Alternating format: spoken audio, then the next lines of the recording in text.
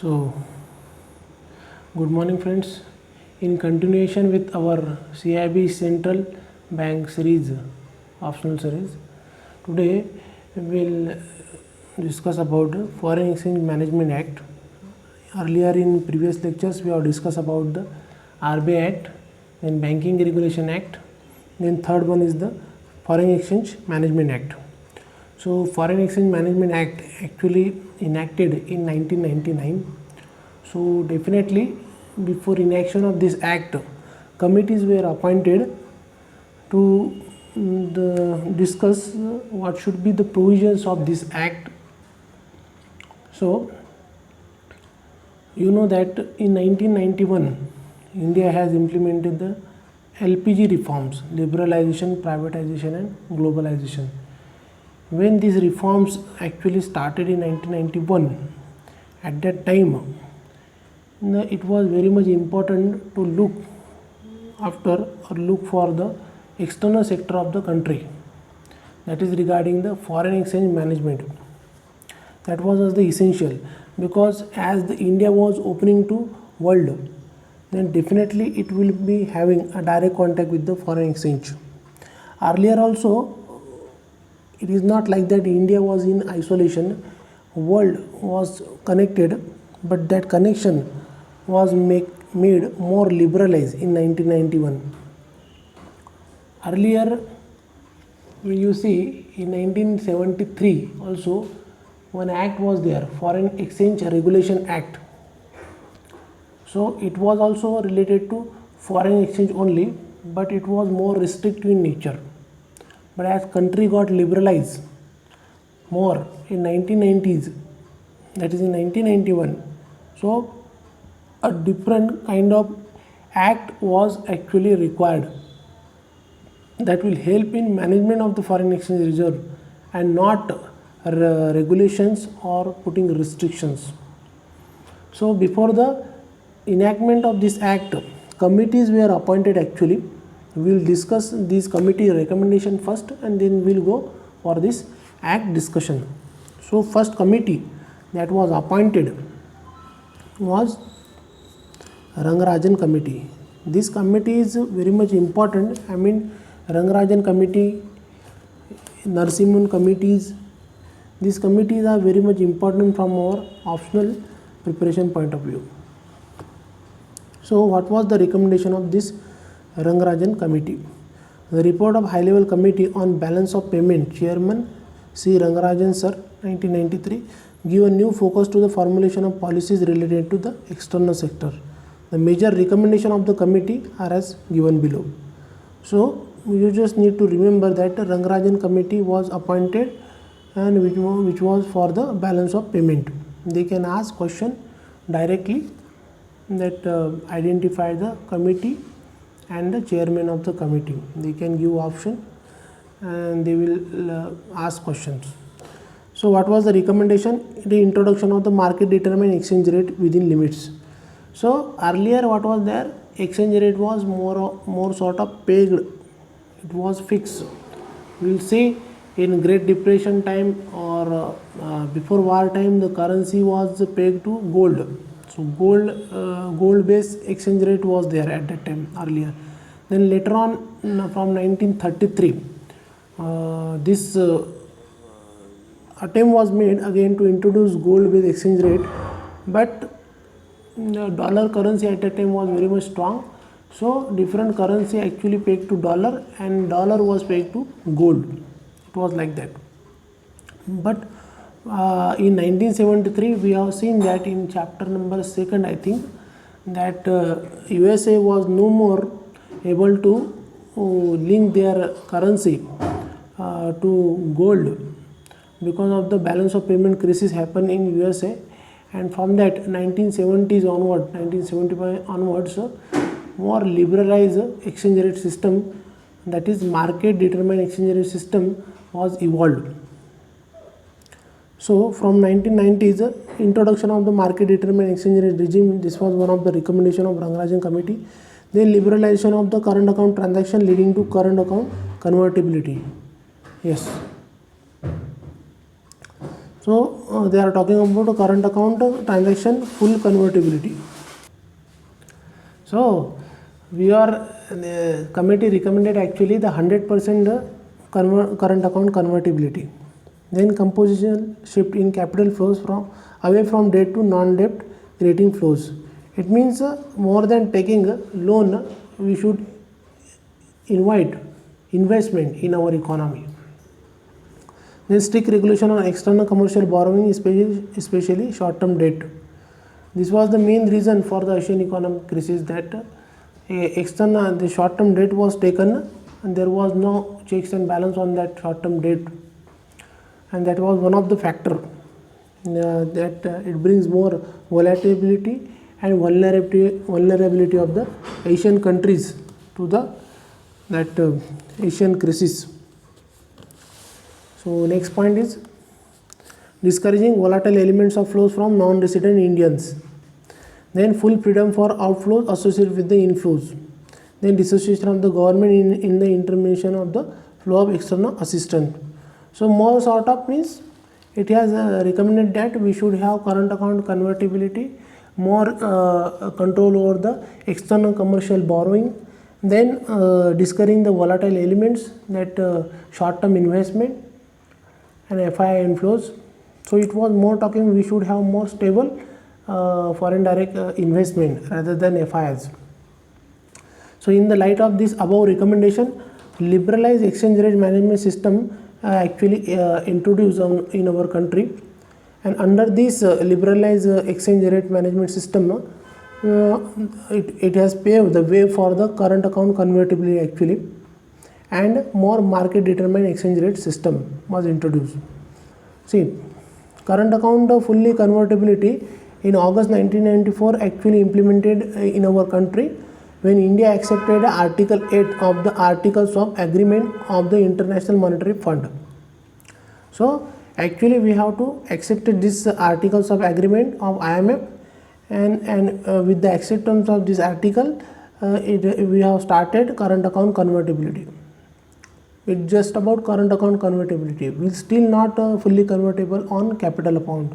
Only current account we have liberalized. Then second committee was that OP Sodhani committee. This also appointed for the foreign exchange development in our country, which has submitted its report in June 1995, and this committee also recommended to develop, deepen and widen the foreign exchange market in our country. Then third committee is this Tarapura committee, SS Tarapura committee. This is one of the important committee. They can ask you question which committee appointed on the capital account convertibility. So it is Tarapura committee, SS Tarapura committee. So in 1997, committee on capital account convertibility, SS Tarapura was appointed, and this committee specially appointed just to look after that whether we will need the same convertibility as we have implemented for the current account. So actually this committee suggested that if we want to make capital account fully convertible, there should be three preconditions. We have to fulfill that three conditions. After that only India should think about this capital account convertibility. So what was this three condition? It was a fiscal consolidation, that is we have to control fiscal deficit. Then mandatory inflation target, inflation should be within control, and strengthening of our financial system. Overall financial system should be resilient in the nature. It should have strong enough internally. Then only we should open our capital account fully convertible.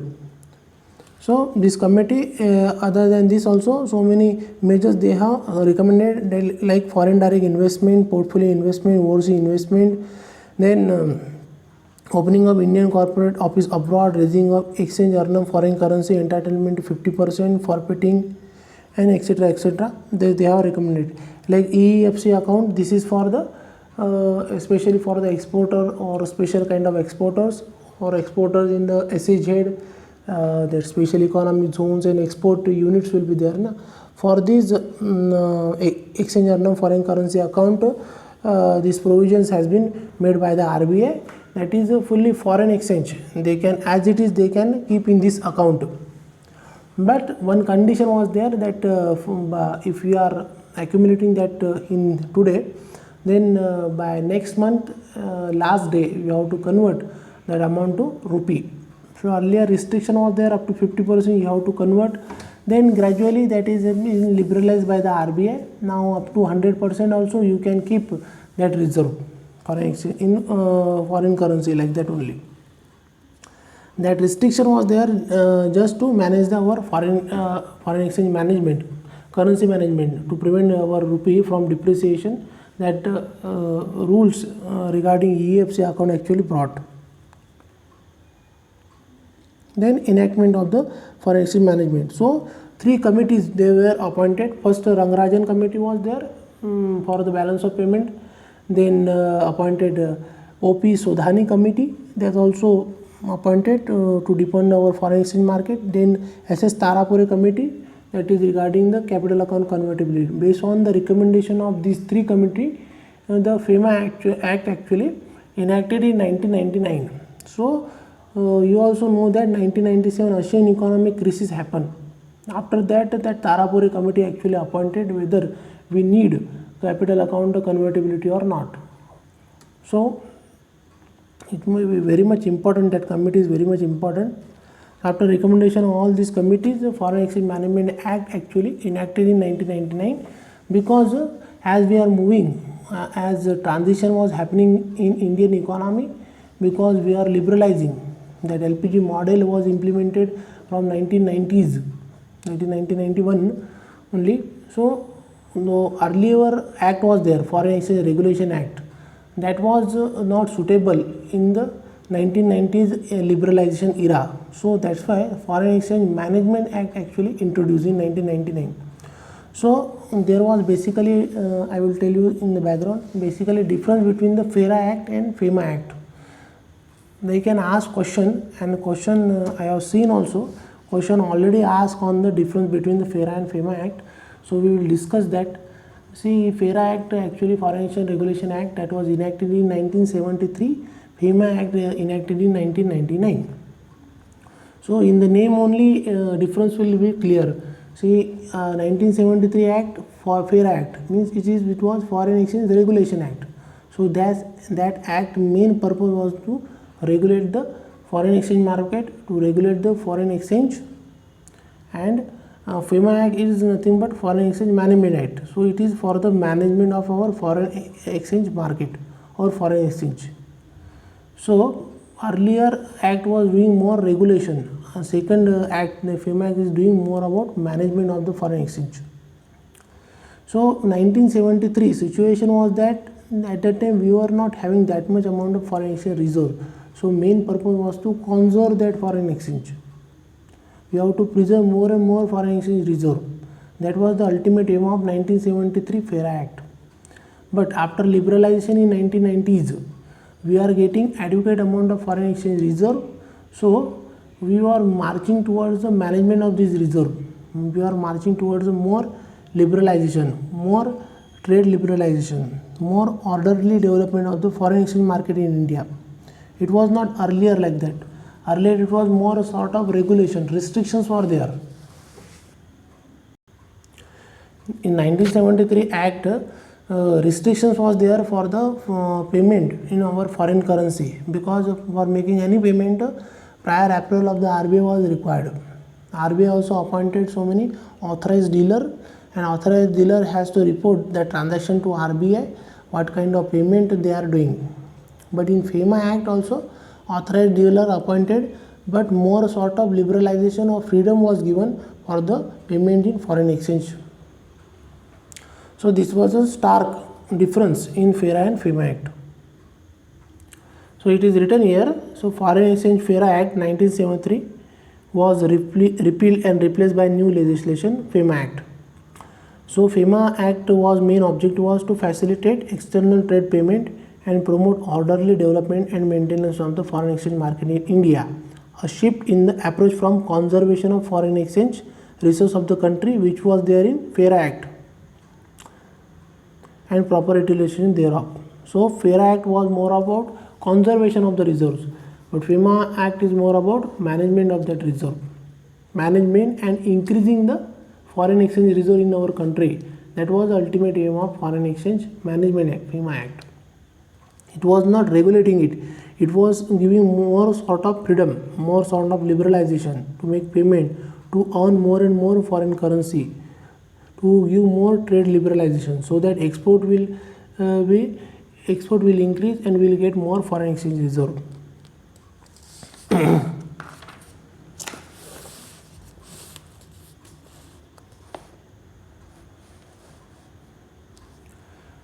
So in the FEMA Act 1999, so here also it is describing that how that FAIRA Act was more regulating kind of nature, and FEMA Act it is more sort of liberalizing nature.